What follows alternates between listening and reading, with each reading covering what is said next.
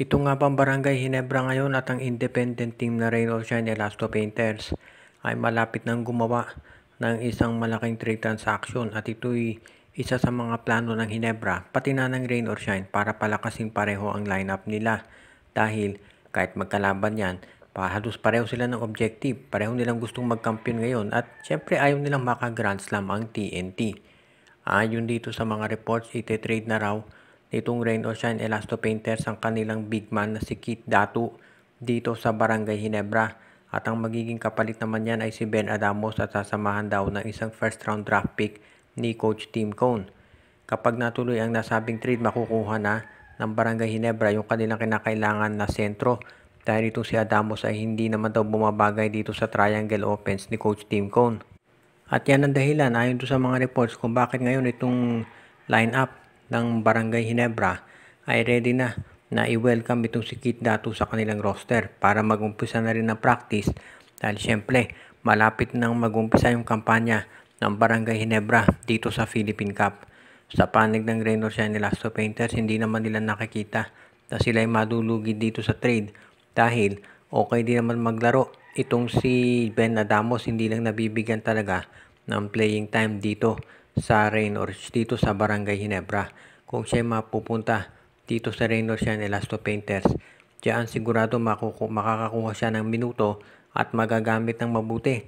Dahil dito sa Rain or Shine, equal opportunity system ang pinapairal ni Coach Yeng Giao. Ibig sabihin, lahat ng players ay nabibigyan ng pagkakataon na maglaro at ipakita kung ano ang kaya nilang gawin. Kaya sigurado na magiging maganda ang performance nitong si Ben Adamos at sa Hinebra naman, siyempre swerte sila kung makukuha nga nila itong si Keith Datu. Samantala naman ang balita dito sa kanilang sister team na San Miguel Beer ay alam naman natin na itong SMB ay patuloy dito sa pakikipagnegosasyon sa iba't ibang mga koponan para kumuha ng mga players na kanilang magagamit at ayon sa mga reports na lumalabas mula sa mga insider, ito raw SMB ngayon ay ready na i-trade itong si Mawala Tautua dito sa Phoenix Fuel Masters kapalit nitong si Kai Balungay, yung batang center ng Phoenix Fuel Masters. Sa ngayon kasi mukhang nangangailangan ng San Miguel ng papalit dito kay Tautua dahil ito matanda na at mukhang tuloy-tuloy na raw yung binabalak ng SMB na pagre-revamp ng kanilang lineup at ito na nga ay yung pagkuha dito sa big man ng Phoenix. Maganda nilalaro nitong si Balungay ngayon kaya hindi nakagugulap na ito ay gustong kunin ng San Miguel. Pwede siyang maging backup center ni Junmar at pwede rin ito na maging power forward. At yan ang dahilan kung bakit sa ngayon itong San Miguel at Phoenix daw ay nagkakaroon ng malalim na diskusyon kung sakali nga na matuloy ang kanilang pinaplano. If ever na mangyari yan, masasabi natin na itong San Miguel ay magiging isa talaga doon sa mga teams ngayon na sabihin na natin magiging ready talaga pagdating dito sa playoff dahil magiging mas malalim yung roster nila. Nagpakitang gilas na to si Balungay at yan ang dahilan kung bakit ngayon nasisiguro natin na ito talaga ay pwede na magamit nitong SMB. Sigurado rin naman na mabibigyan siya ng minuto dito sa San Miguel dahil matatanda na nga yung nasa front court ng Beermen. Pwedeng mabigyan ng minuto ito sila Faha. Ito, of course, ito si JM Calma at ito si Balungay. Dahil malamang yan si Tautua at itong si Rodney Brondeal ay kabilang na doon sa mga players na ite-trade na itong si Coach Leo Austria. At napag-uusapan itong mga ibang PBA teams naman, ang Blackwater Bossing daw ay ready na makipag-usap dito sa TNT Tropang Giga para ibigay ang kanilang big man na si Christian David. At ang magiging kapalit naman niya na itong si Henry Galinato at isang second round draft pick. Iyan daw ang initial na pinag-aaralan ngayon kung matutuloy at alam daw ng Blackwater Bossing na magiging maganda resulta nito para sa kanila. At syempre sa TNT na rin. Alam natin na si Christian David doon sa isang game ng Blackwater kahit natalo sila, ito yung naka 31 points. At isa yan doon sa nagpapakita na meron talaga itong potential. Kaya nga ngayon ang gagawin daw ng Blackwater Bossing o rather ng TNT Tropang Giga, i-harvest na ito si Christian David para maidagdag dito sa kanilang roster.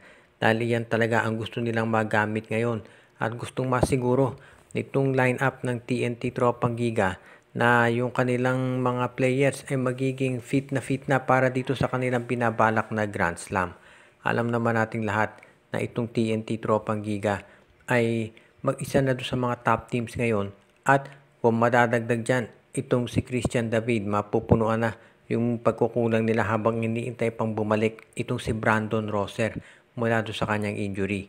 Kaya sigurado na magiging maganda ito para dito sa katropa, at alam naman natin na itong TNT ngayon ay isa doon sa mga teams talaga na magiging, sabihin na natin, dominant sa mga darating pang panahon. At yung pagkuha nila dito kay Christian David, makatutulong lang dyan.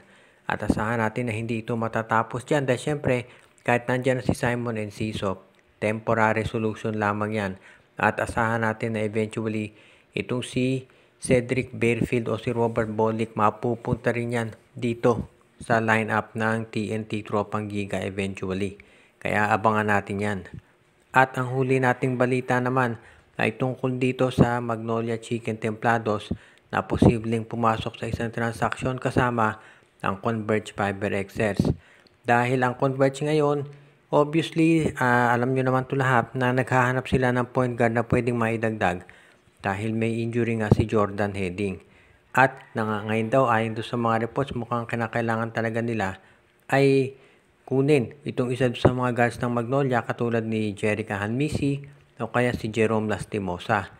At nandyan din si Peter Alfaro. Maraming pwedeng ibigay na guards ang Magnolia, depende na lamang yan dito sa mapag-uusapan sa Converge kung sino ang ibibigay nila.